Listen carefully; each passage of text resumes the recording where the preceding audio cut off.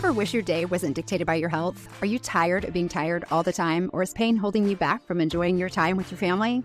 Would you like to manage your symptoms holistically, but you just don't know where to begin? I am so excited that you're here. This podcast will help you understand how natural remedies work so you can relieve your symptoms and live a fuller life. My name is Penny. I'm an occupational therapist, past pharmaceutical rep, a mom, and a wife with a strong faith, and for 25 years, I battled through debilitating Crohn's disease. I took all the medicine and did all the surgeries that stole so much time with my family, but never truly healed me. I finally realized if I was going to survive this disease, I needed to open my stubborn eyes to alternative solutions. I researched how perfectly our bodies work with plants and a lifestyle that made my health less of a burden to my family and aligned so beautifully with my faith and my medical training. If you're ready to reclaim your life with holistic options that are easy to implement as a busy mom and provide relief that lasts, this is the podcast for you. Hello, Becoming Natural fans. I hope you're having a wonderful week. This is Penny, your host, and I'm very excited about the subject this week because I had to do a personal research project for my children, and I learned a whole lot this week. So we are going to dive into creatine benefits, 5 powerful reasons for your brain and your body. The brain part was new for me. So today we're going to be talking about creatine, and before you tune me out, because it sounds like something meant just for bodybuilders, stay with me. I just might surprise you, women especially, and brains included. I am the first to admit that raising 3 boys or young men, I am supplemented out. It's all they talk about. They want to bulk, they want to strength, they want to get bigger, and I have just about reached my tipping point financially and learning about supplements. All my boys don't have the same healthy fear that I do of where their daily products are sourced. They are laser focused on bulking those arms and those legs. And the one grace that I am given is, Mom, I'm going to take it regardless of what you say, but if you can find a clean source that you like better than mine, I will take yours. At least I still have a tiny little whisper in their ears. So down the rabbit hole I went this week in an effort to understand creatine better and find a safe product that I knew I could trust for my boys and that I feel confident in giving that okay to. I admittedly have been buying creatine for years, and I never really did a super deep dive. I just kind of skimmed the product label. Creatine is not just about muscle size. Surprise, surprise. It's actually deeper than that. Literally, it is about cellular energy. It is about strength that supports your longevity, your lifespan. It's about how your body regenerates power at the microscopic level, even inside every single cell. And when you understand what it actually does, it becomes less about performance culture and more about the stewardship of your body, because every cell in your body was designed with systems to restore energy quickly when the demand rises. Creatine simply supports one of those many symptoms. It sounds impressive, but it's actually just simple biology. Efficient, elegant, and it's one of the most researched supplements that we have. How about that? When science uncovers how the body actually regenerates energy inside each cell, it feels like discovering yet another layer of incredibly intelligent design. Your body was created with systems to restore, to replenish, and to rebuild. Creatine supports one of them. So let's zoom in and understand what that actually means inside your body and how it applies to you, even if you're not out there trying to bulk or to build muscle mass. This is very important. So what creatine actually does. Did you know that your body actually produces creatine on its own? It's not just an extra supplement for bulking and recovery, as many people think. It's made primarily in the liver and the kidneys from 3 amino acids, arginine, glycine, and methionine. You're not going to be tested on that, but I just want you to understand exactly what it is. Most of it gets stored in your muscles, and an even smaller amount is actually stored in our brains.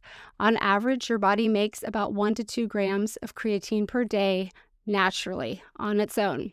And then you also get supplements in a small amount from red meat and fish. So, when talking about supplementing creatine, we are not introducing something synthetic or foreign to the body. Thank goodness. We're increasing the supply of something that our body already knows how to use. Every single cell in your body runs on ATP. And today, I'm going to open that up and we're going to for just a little short minute, talk about exactly what ATP is, because I've said it so many times, but we say our ATPs or our little energies. But ATP, full definition, is your currency of energy. And since I find myself referring back to that, I've said it so many times in different podcasts. Today, we're going to tell you ATP stands for adenosine triphosphate, the ATP. So let's break down very simply. Adenosine is the A, and it's a molecule that is made from adenine, a nitrogen base, and a ribose, which is a sugar. The tri means 3, and phosphate means there's 3 phosphate groups that are attached to it. So ATP is actually adenosine plus 3 phosphates, and those 3 phosphates are the key. The bond that holds the last phosphate is high energy. So when your body breaks that bond, energy is released, and that energy fuels our muscle contractions, our nerve signaling, our brain activity, our heartbeats, and our cellular repair. When ATP loses 1 phosphate, it becomes ADP, which is adenosine diphosphate. We know our tris and our dis, right? And this is where creatine comes back into the story. Creatine helps regenerate the ATP by donating a phosphate to the ADP, turning it back into ATP quickly during high energy demand times. It's a recycling system. So your body is constantly breaking ATP down and rebuilding it thousands of times per second in active tissue. I repeat, it is rebuilding it thousands of times per second in active tissue. That's cellular energy in motion. Efficient and designed for renewal. But here's the catch.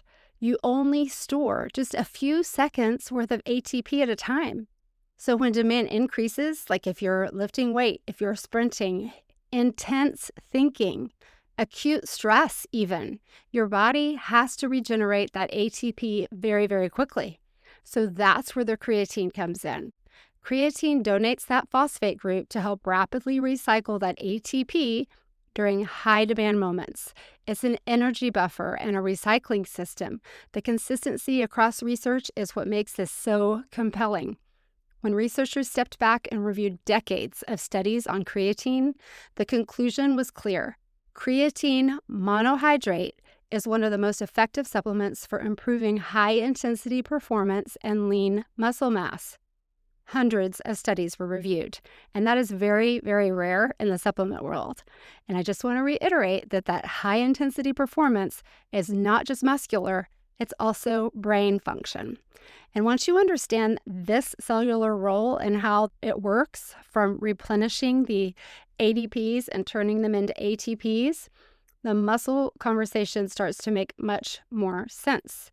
So, why does muscle matter more than just the aesthetics, more than the appearance? Because we often reduce our muscle conversation to appearance, but muscle is metabolic insurance.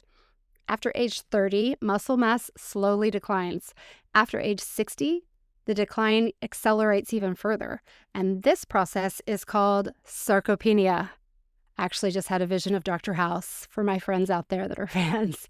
But sarcopenia affects your strength, your stability, your insulin sensitivity, fall risk. Working in a hospital setting, I see this atrophy in men and women across the board. And when it leads to a frailty is when multiple diagnoses start to appear and your decline in your health initiates. So maintaining that muscle mass is huge, not just for how big your muscles look, but for protecting your body and your longevity. Your muscle protects your blood sugar balance, your bone density, your independence, and longevity. And this is where creatine becomes practical versus theoretical. In 2022, a meta-analysis published in Nutrients found that creatine combined with resistance training significantly improved muscle mass and strength in older adults compared to training alone. That's powerful. Not because we're chasing aesthetics, because we're protecting our function, our long-term function, being able to get up off the floor, carrying our groceries, traveling confidently, living independently. We must be forward thinkers when it comes to our health. We can get a lot of abuse when we are young. We can take it, but that abuse or lack of attention will catch up to us one day and we will regret it. And I see this played out every day in every single one of my patients. If you're lifting weights already, creatine enhances training adaptation. You get slightly more strength and slightly more lean mass from the same effort. It doesn't replace the discipline of exercise, it amplifies it. And interestingly, muscles aren't the only tissues that rely heavily on this rapid energy system. So here's where we learn about the brain connection. Your brain uses about 20% of your body's total energy when it's at rest. That's enormous. Think about that. 20% of your body's total energy while resting is being used by your brain. So it shouldn't surprise us that creatine is stored in the brain tissue as well. One double-blind study published by Proceedings of the Royal Society showed improved working memory and cognitive performance in vegetarians supplementing creatine. The reason that we say vegetarians is because our dietary creatine, I mentioned earlier, comes from meat and fish. So if it comes from meat and fish, a lower intake may mean lower baseline stores. And then additional reviews on creatine and cognitive function suggest potential benefits under mental stress, fatigue, and sleep deprivation. So we're not calling it a treatment because we're recognizing a pattern. The brain is energy demanding. Creatine supports energy recycling. ATP to ADP to ATP to ADP, that constant cycle. And that connection opens the door to asking who might actually benefit from the support of creatine.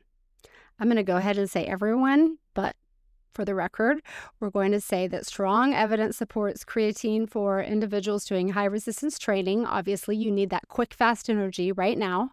High intensity athletes, older adults who are actually trying to preserve your muscle, women who are wanting to prevent that bone loss and maintain your bone density, vegetarians and vegans that don't actually get that creatine from their dietary source, which sounds like almost everyone to me. I am all about preventing muscle loss as I age and maintaining my bone density and increasing my brain function. Yes, please.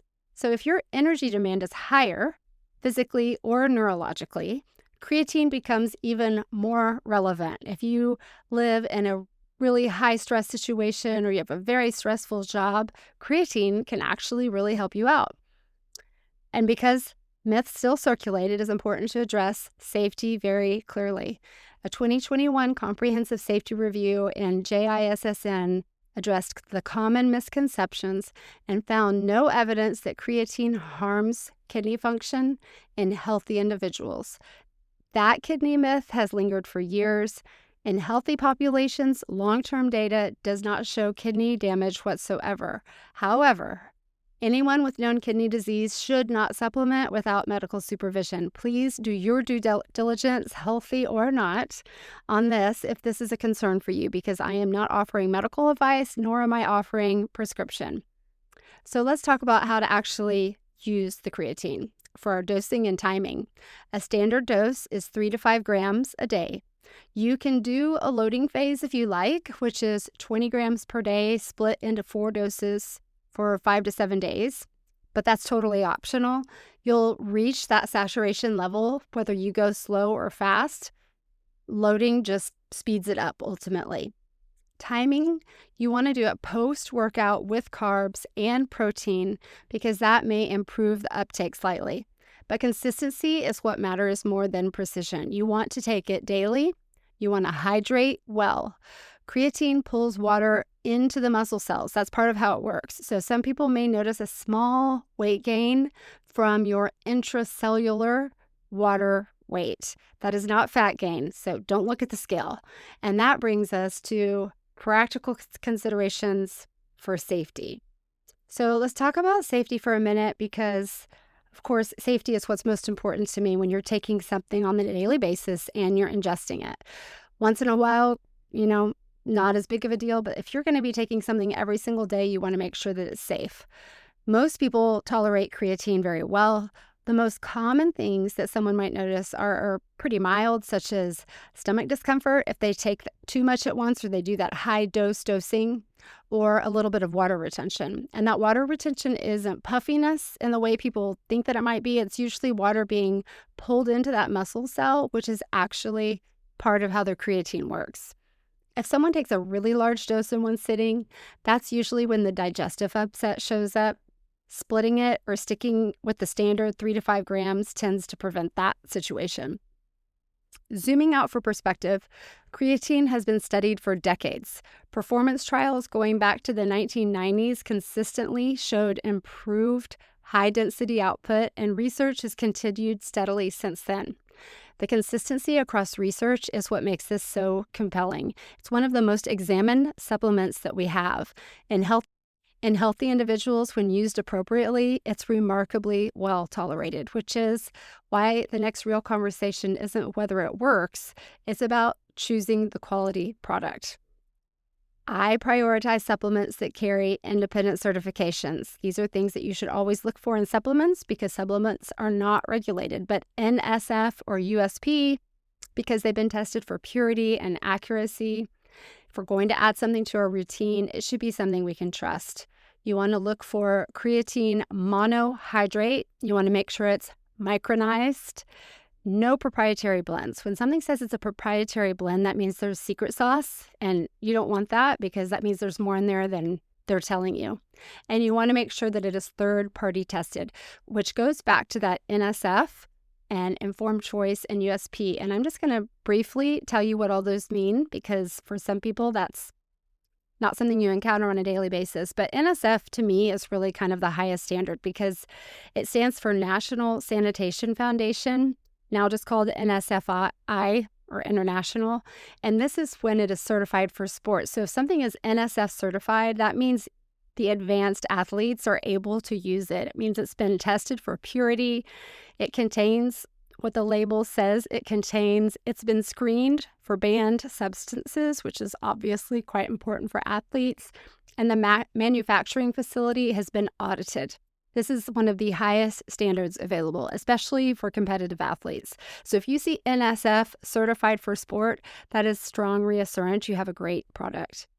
Informed Choice is another third-party testing program focused on sports supplements. It means that the product's been tested for banned substances, the manufacturing facility is regularly audited, ingredients are verified. It's similar in purpose to the NSF, though NSF is often considered slightly more stringent in professional athletics, but Informed Choice is still solid and reputable. And finally, USP stands for United States Pharmacopoeia. USP verification means that the supplement contains the ingredients and the potency, which is very important, that is listed on the label. It does not contain harmful level of contaminants. It dissolves properly in the body, and it was made according to good manufacturing processes. USP tends to be more common in vitamins and minerals than sports supplements, but it's an excellent trademark of quality when it is present on your label. Ultimately, creatine monohydrate remains the gold standard. New forms have not consistently outperformed that monohydrate piece. And when you choose quality, you remove unnecessary variables that could go on forever. I will definitely attach clean recommendations in the show notes and over on my website, becomingnatural.com, under podcasts. Creatine is not a magic powder. It's not magic, it's support. It's one of the many tools that we discuss in our arsenal, tools that we are either aren't getting in as great of an abundance as we should, or we're decreasing in quantity more than we should. Training still matters, protein still matters, sleep still matters. But stewardship often looks like understanding how the body was designed and then making wise, simple decisions that reinforce that design. Not with anything synthetic. Creatine supports energy regeneration. Energy, or ATPs, now that you know what they are everything, and energy is foundation to strength. So if something in today's conversation spoke to your heart, consider sharing it with someone who may need that same encouragement. And if this podcast about creatine has been a steady voice for your week, leave a rating or a review. That's one of the kindest ways that you can help it reach more people around you. Thank you so much for being here, for spending a part of your day with me, and for taking small, faithful steps towards living well. Keep becoming one small step at a time. Have a great day. Thank you so much for tuning in today. If you've enjoyed today's episode, hit that follow button, leave a 5-star review if you're so willing, and help spread the message of Becoming Natural by sharing it with a friend. Check out the resources in the show notes and join the email list to stay on top of all the latest and greatest happenings at Becoming Natural as we roll out exciting new things while we grow. Until next time, take those baby steps to a more natural life and always give yourself grace. Progress, not perfection, is the goal. See you next week.